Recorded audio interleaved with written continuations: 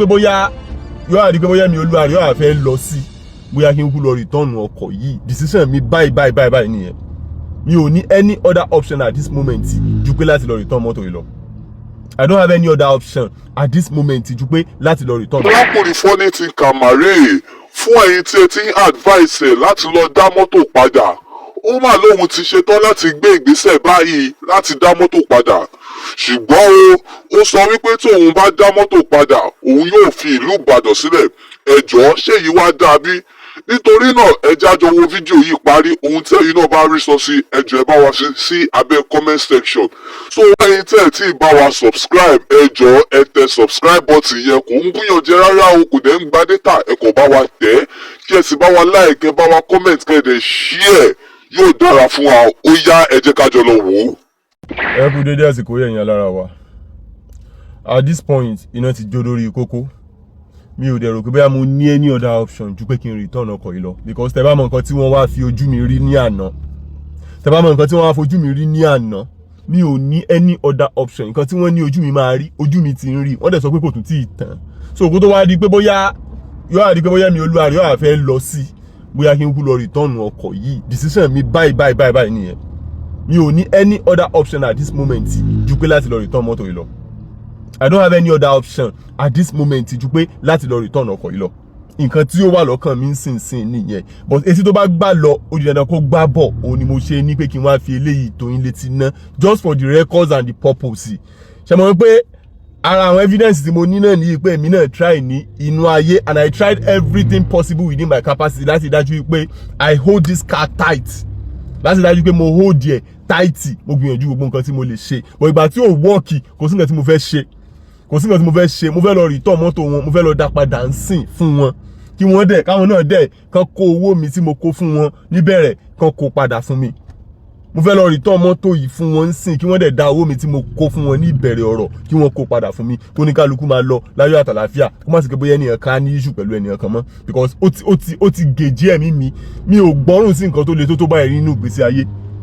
Mi gbé ọrùn sí nǹkan tó le tó báyìí nínú ìgbésí ayé. Ó ti gèjì ẹ̀mí mi ti fẹ́ bọ́ lórí ọ̀rọ̀ tó wà nílẹ̀, lórí ọ̀rọ̀ pé bóyá àgbà mọ́tò. Ilé ayé ò yẹ kó le tó bẹ́ẹ̀ yẹn. Ilé táwọn èèyàn máa ń fi ilé ayé nira wa lára. Ilé tá máa ń fi ilé ayé nira wa lára nílé ayé àfọ́bà fi ilé ẹsẹ̀ mẹ́fà tó yẹ pé ilé ayé tá wá nájà tá lọ. Làwa ń ṣera wa báyìí, là ń ṣe ọmọ ẹ̀dẹ́ ẹgbẹ́ wa tó yẹ pé Ọlọ́run ló là ń ṣera bí ìgbà tó yẹ pé kì í ṣe pé Ọlọ́run ló jọ dá gbogbo wa. Nílé ayé tá wá nájà tá lọ là ń ṣera bí ìgbà tó yẹ pé kì í ṣe Ọlọ́run ló jọ dá gbogbo wa. Lórí ohun ayé asán àfọwọ́bà fi ilẹ̀ ẹsẹ̀ mẹ́fà ìmúlẹ̀ mọ́fo tó jẹ́ pé ilé ayé la bá, ilé ayé náà la máa fi sílẹ̀ sí. Tó jẹ́ pé ilé ayé la bá, ilé ayé la máa fi sílẹ̀ sí. Òun ní ọmọ ẹ̀dá ń ṣera wọn báyìí lé lórí. Òun lọ́mọ ẹ̀dá ń ṣera wọn báyìí lé lórí tó jẹ́ pé ilé ayé la bá, ilé ayé la fi sílẹ̀ sí. Lọ́mọ ẹ̀dá ń ṣera wọn báyìí lé lórí. Òun ní ọmọ ẹ̀dá ń ṣera wọn báyìí lé lórí. Lọ́mọ ẹ̀dá ń fi wọn aburú nú ayé wára wọn káàkiri nítorí ọkọ̀ tá a bá láyé, nítorí ọkọ̀ ohun ayé asán àfọwọ́bà fi ilẹ̀ ẹsẹ̀ mẹ́fà, ilé ayé asán ìmúlẹ̀ mọ́fo lọ́mọ ẹ̀dá ń ṣe ara báyìí lé lórí. Ṣé inú yín ti dùn báyìí? Ẹ̀yin tí ẹ ti ń predict pé máa wulẹ̀ dá padà at last náà ni, ṣé inú yín ti dùn báyìí? Nísìnyí tí mo ti decide láti lọ dá padà, ṣé inú yín ti dùn báyìí? Bọ̀ mo mọ̀ pé lábẹ́ àkóso bí ti wù orí, Ọlọ́run ní fi ẹni sílẹ̀. Àwọn ọmọ wulẹ̀ ti mọ̀ pé ẹ nífẹ̀ẹ́ mi tẹ́lẹ̀, especially nínú Ìbàdàn yìí, ẹ nífẹ̀ẹ́ mi, so máa ní láti kúrò Ìbàdàn gan. Máa ní láti kúrò Ìbàdàn níbi tí a bọ́rọ̀ dé yìí, máa ní láti kúrò ní Ìbàdàn. Mi ò fẹ́ bá yín ní nǹkan kan ṣe pọ̀ mọ́. I just want to leave. At this point ó ti hàn pé ẹ nífẹ̀ẹ́ mi.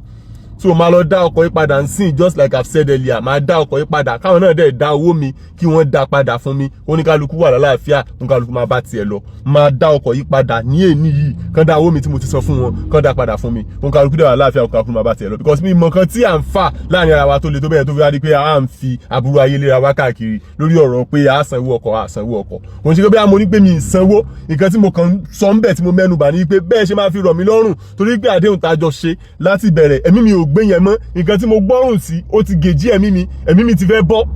Ṣé nígbà tí mo lọ gbọ́rùn sí nǹkan tó lè gbẹ̀mí mi, ṣé kí n wá gbọ́rùn síbẹ̀ títí tó máa fi gbẹ̀mí mi tẹ́mi máa fi pin síbẹ̀ ni? Ṣé gbogbo wa ní ìṣòro ogun bẹ́ẹ̀ jábá sólódò àmọ́ èyí tó bẹ́ẹ̀ náà bímọ. ṣe bẹ́yìn náà bímọ ṣé tó bá yẹ pé ọmọ tí yín lèmi tó gbọ́rùn yín sírú nǹkan bẹ́ẹ̀ yẹn ṣé máa advise ẹ̀ pé kó sì continue láti máa gbọ́rùn ẹ̀ síbẹ̀ lọ sí tọ́rùn ẹ̀ máa fi bọ́ síbẹ̀ ni ṣé ẹ ní advise ẹ̀ pé at least kó wá bí ó ṣe máa sọ̀rọ̀ pẹ̀lú àwọn tí ó jẹ lówó kí wọ́n wá bí wọ́n ṣe máa bá ṣe ẹ̀dínkù sí owó tí ó máa san kó lè rọrùn láti máa san ṣẹ́yìn gan ò ní gbà mọ̀ràn pé kó ṣe bẹ́ẹ̀ ni ṣẹ́yìn ní gbà mọ̀ràn kó ṣe bẹ́ẹ̀ ni kí ló ta wá ń ṣera wa báyìí lórí ilé ayé asán àfọwọ́bà fílẹ̀ ẹsẹ̀ mẹ́fà kí ló ta ń ṣera wa báyìí kí ló dé tá à ń ṣera wa báyìí lórí ilé ayé tí ò tó nǹkan tó yẹ pé gbogbo nǹkan tá a bá ń lé ayé lè ní yìí tá a fi ń ṣe kankan tá à ń bragado lé lórí ilé ayé náà la bá tá a bá dẹ̀ fẹ́ kúrò nínú ayé ilé ayé náà la máa fi sílẹ̀ a ní mú nǹkan kan lọ lé tá à ń ṣera wa báyìí. Anyway, at this point I have come to a logical conclusion pé mo máa dá mọ́tò yìí padà lẹ́yìn like I've said earlier màá dẹ̀ gba owó mi tí mo ti fi sí wọn lọ́wọ́ tẹ́lẹ̀ and as a matter of fact I am leaving Ibadan for good. I'm leaving Oyo State for good. You people don't like me and I am leaving Ibadan for good. I'm leaving Oyo State for good. It has ó ti hàn gbangba pé ẹ̀yin èèyàn yìí ẹ like mi. So there is no point in me wasting my time over you people or kí máa fi ẹ̀mí mi kí máa fi takaitin lórí ọ̀rọ̀ yín. I am leaving Ibadan for good. I'm leaving Oyo State for good. Ẹ like mi. And as a matter of fact, go down pé rírí tẹ̀ rí mi gan ó wà lára àwọn nǹkan tí ó ń affect mi ní àwọn ọ̀nà míì in other part of my life. Ó wà lára àwọn nǹkan tó ń affect mi. So I am leaving Ibadan for good and for better.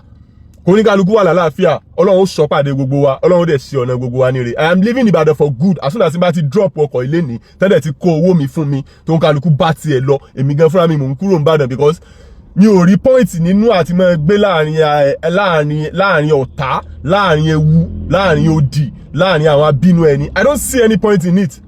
Yeah, I don't see any point in it. So I am leaving and this is not a threat. It is just for the records. I'm saying this for the records. So I'm leaving. I'm returning this car today. So let it be on note that I tried everything possible. Láti dájú pé mo maintain ọkọ̀ yìí. But bàtàgbára mi ò gbé mọ́ láti san iye tí àjọ ṣàdéhùn pé máa san padà. Mo ní láti lọ dá padà fún àwọn tó ní because wọ́n ti ń fi aburú ayé, wọ́n ti fi ń lé mi kiri. Wọ́n ti ń fi aburú ayé lé mi kiri lórí ọ̀rọ̀ ọlọ́kọ̀ dé. Tí má lè fi dá ọkọ̀ yìí padà tí nǹkan kan míì bá tún padà ṣe mí lẹ́yìn odi tí mò ń lọ tí nǹkan míì bá tún padà ṣe mí. Man tó ta ọkọ̀ yìí fún mi ní kẹ́ hold responsible because ó ní iye ọ̀rọ̀ tó ti sọ ní àwọn ọ̀rọ̀ tí etí ò gbọ́dọ̀ máa gbọ́ wípé nǹkan báyìí máa ṣe mí even tí n bá dá ọkọ̀ padà tán gan pé mo ti múnú bí òun pé ẹnìkankan ò tí ever múnú bí òun rí bí mo ṣe múnú bí òun nínú ìgbésí ayé. So ó ti sọ àwọn ọ̀rọ̀ kan tí etí ò gbọ́dọ̀ máa gbọ́ lábẹ́ òfin ó ti sọ sílẹ̀. So if anything should happen to me even after I have returned this car tẹ́nìtì bá ṣẹlẹ̀ sí mi lẹ́yìn odi anywhere tí mò ń lọ máa yìí tó ta ọkọ̀ yìí fún mi ní kẹ́ hold responsible. I am going to put his picture here so that everything will be on record for the record just for the record to kí gbogbo àwọn tó bá jẹ́ relevant authorities àwọn tó yẹ kí wọ́n mọ̀ lábẹ́ òfin kí wọ́n mọ̀. I am going to be returning this car today. I will return this car so everybody so that even me myself I will be at peace. Láti jọ́ tí mo ti gba mọ́tò yìí mi ò tí wà lálàáfíà ara mi. Ọkàn mi ò balẹ̀. Mọ́tò yìí ò fún mi ní problem. But àwọn tí mo fẹ́ fún lówó, àwọn tí mo fẹ́ sanwó fún àwọn oní owó dídá, owó kìíní kan every month kankan. Àwọn náà ń fún mi ní problem tó fẹ́ gbẹ̀mí mi látijọ́ yìí. Nígbà tó dẹ̀ mo ti fi pé bóyá nǹkan tó máa ṣe manage ni. Ṣé ni mo rò bóyá nǹkan tó máa wà manageable ni. Gbogbo tó ti wá di pé wọ́n ti ń fi kú léra wọn káàkiri nísìnyí láì ṣe mi. Wọ́n ti ń fa burú ayé léra wọn káàkiri, wọ́n ti fẹ́ gbẹ̀mí ara wọn láì kì í ṣe mí. Kí la ń bá káàkiri? Tẹ́mi bá wà ìrètí ń bẹ òun ló yẹ kí n decide láti dá ọkọ̀ yìí padà báyìí. I have decided to return this car so that everywhere will be at peace. And as a matter of fact, after returning this car, I am leaving you people. I'm going láti lọ wá the betterment of my life tí mo dẹ̀ mọ̀ wípé anywhere tí n bá gbà lọ nínú ìgbésí ayé mi Ọlọ́run á jẹ́ kó sàn mí sówó sàn mí sọ́là sàn mí síre. I am returning your car, returning everything that comes with it. Àwọn ìwé arúmọjẹ tẹ́ kó fún mi lọ́jọ́ yẹn òun nìyí gbogbo ẹ̀ pátápátá mò ń dá padà.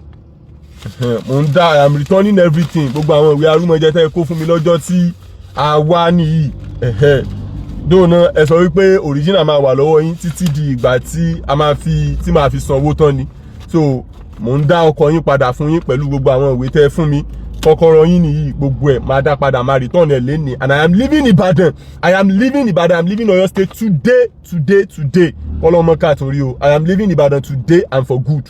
So bóyá jẹ́ nìyẹn and kí gbogbo ẹni tí ò bá tí mọ̀ lọ mọ̀ mi ò fẹ́ rí anything like ló ń kà go and pay your gbèsè, go and pay your igbá, go and pay your àwo. Mi ò fẹ́ rí anything like that ní abẹ́ comment section video mi mọ́.